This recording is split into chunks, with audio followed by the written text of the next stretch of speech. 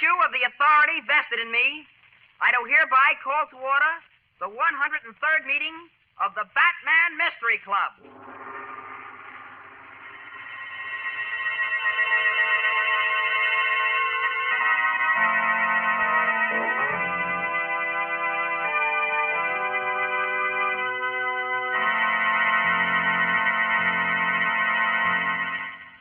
And now it is my privilege to introduce our friend Bruce Wayne, otherwise known as the Batman. Thank you, Robin. Good evening, everybody. You've just heard Robin open the 103rd meeting of our Mystery Club. As you know, we gather together at this time each night to explore the supernatural and to tear aside the veil of darkness, to prove that ghosts and apparitions are only figments of man's imagination, to show that wherever there is mystery, it's been created by human hands. And so, with that thought in mind, I bid you all welcome to the Mystery Club. Since we have important matters to consider tonight, I move that we dispense with the reading of the minutes of the last meeting. I second the motion, Batman. All in favor, say aye. Aye. Opposed? Motion is carried. Are there any questions from the floor? Yes, Richard. I'm a little puzzled about something, Batman. All right, let's see whether we can unpuzzle you. What is it, Richard? Well, in our last mystery, you know, the one we finished Friday night, you told how the little man with the limp, I think his name was Mr. Willis. Mm-hmm. Well, he swore that he saw the ghost of his brother when he visited that medium, Madame Safara. Well, he wasn't crazy, was he? Oh, Mr. Willis was quite sane. As a matter of fact, he was convinced he had seen his brother's ghost. Well, did he? Of course not. Madame Zafara, like most fakers, was very clever. Before setting up the seance for Mr. Willis, she managed somehow to secure a photograph of his dead brother. She had a plaster cast made, and using soft green lights, it almost looked like the real thing. Gee whiz. Yeah, but what about the ectoplasm, Mr. Willis? So wasn't that real? Now, ectoplasm doesn't exist, Richard.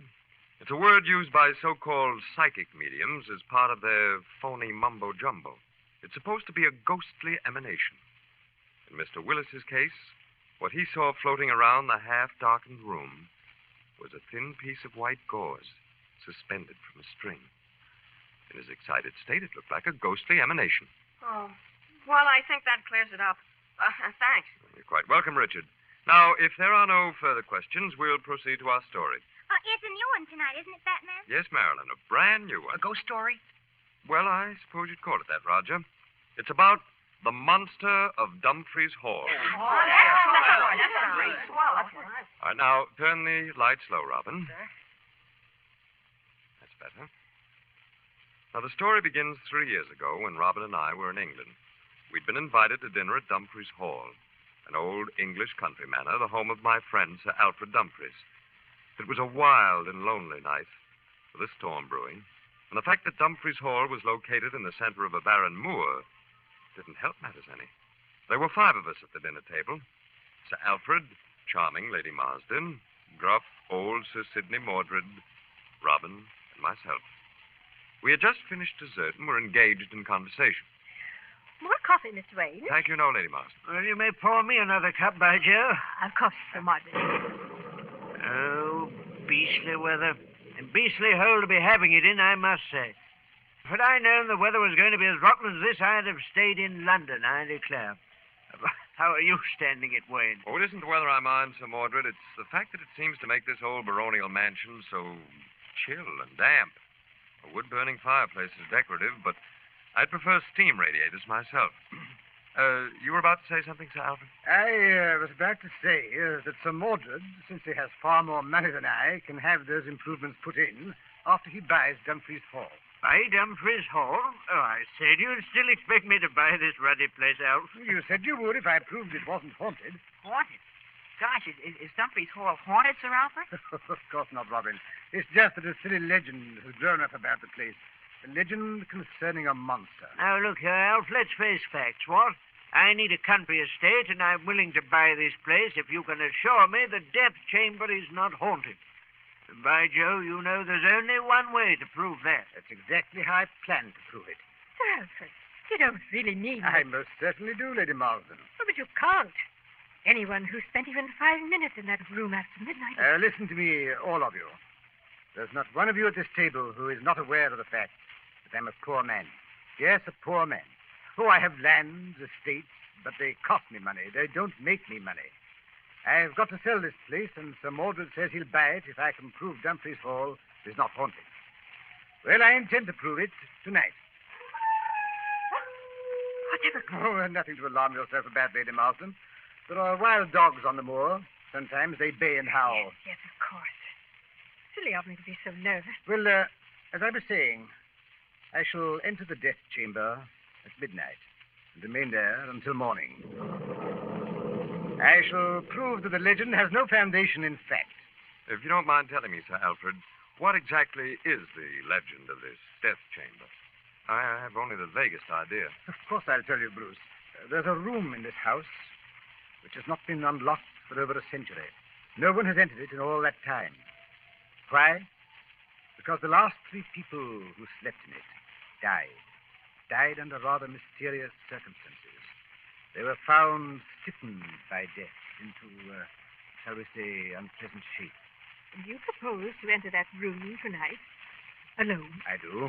If these people died, as you say they I did. don't say they did. The legend says it. Oh, I don't deny people have died in that room, but I'm convinced they died natural death. The rest is distortion, old wives' tales that have become more distorted with each telling. But, Sir Alfred, what of the monster? Oh, more of the same legend, Bruce. It said that several of the people who died screamed out something about a monster. What exactly, no one ever knew. It is also said that a strange being has been seen prowling the corridors of Dumfries Hall. But, well, I don't believe a word of it. I shall prove tonight that the hall is not haunted. By Joe, Alf, you prove it, and I'll buy Dumfries at your own figure. I'll prove it. At midnight, I'll enter the so-called death chamber. We'll unlock the door together. I'll go in, and the rest of you can wait outside. And you may be sure I'll come out alive.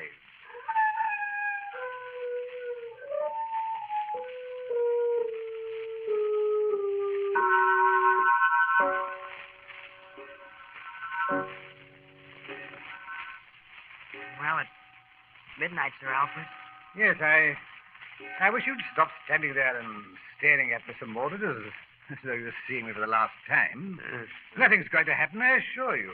I'm merely going to explode a silly and stupid legend.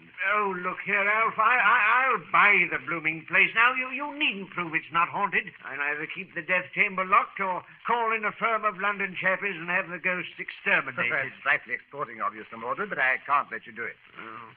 Now, look here, everything is ready, so don't try to stop me. Here's the death chamber before us. Here in my hand is the ancient key to it. By George, they made them large enough in those days, didn't they? Yes, and the wild dogs are supplying just the right ghostly atmosphere. Oh, gosh, Sir Alfred, I am scared.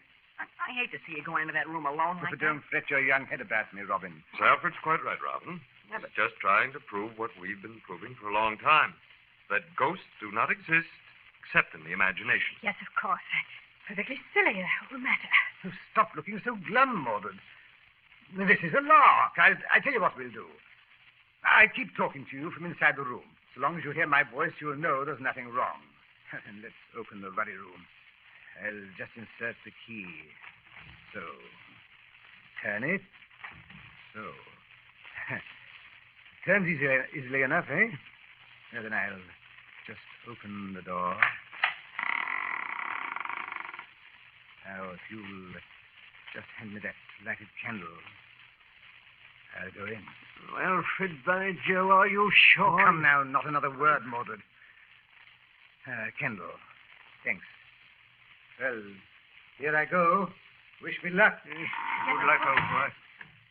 Oh, I don't know why, but I have a feeling I could use a stimulant. Nonsense, Sir Mordred. But anyway, we must all of us stay here now. Yes, and keep talking to Sir Alfred. Sir Alfred, everything all right? Top hole, Bruce. Rather a musty old place, to say the least. Hardly enough air in here to keep the candle burning. But quite safe. Don't worry. Gee, sir, is he going to stay in there all night? Oh, no, laddie. If he remains in there half an hour, it'll be enough. According to the legend, death always occurred between midnight and the half-hour following. I say, Alf, quite comfortable, are you? Oh, yes. Yes, quite. I'm enjoying it, as a matter of fact. Bring on your monsters. It really sounds as if he is enjoying himself. Why shouldn't he? As he said, it's nothing but a lark.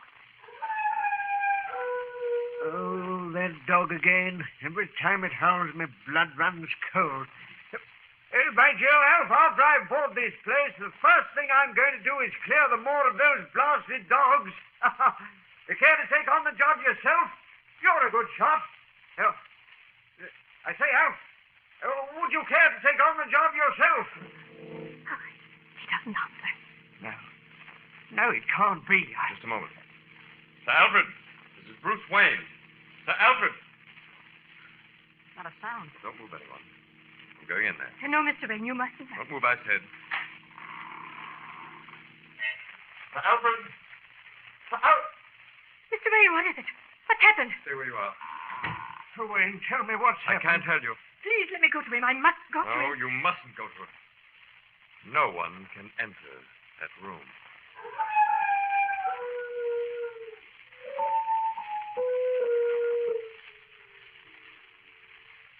All right, Robin.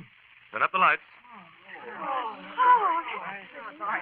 What happened in the death chamber, Batman? I'm afraid we haven't time to go into that tonight, Jerry. But what about poor Sir Alfred? Had he been killed by a monster or a ghost? How many times does Batman have to tell you there are no ghosts? Now, don't lose your temper, Robin. After all, Marilyn is a new member of the club. Be patient with her. All I can tell you, Marilyn, is this. No one else could have entered that room that night but Sir Alfred. There was only one door, and there were no windows. And yet, it certainly looked as if someone or something had slipped in. But who? Well, perhaps we'll find out at tomorrow's meeting of the Mystery Club. And now, since time is short, I'll accept a motion to adjourn. Well, I move that we adjourn. Second the motion. All in favor, say aye. Aye. Opposed? Motion is carried. Close the meeting, Robin. By virtue of the authority vested in me, I do hereby adjourn the 103rd meeting of the Batman Mystery Club. The 104th meeting will take place tomorrow night at the same time over the same station.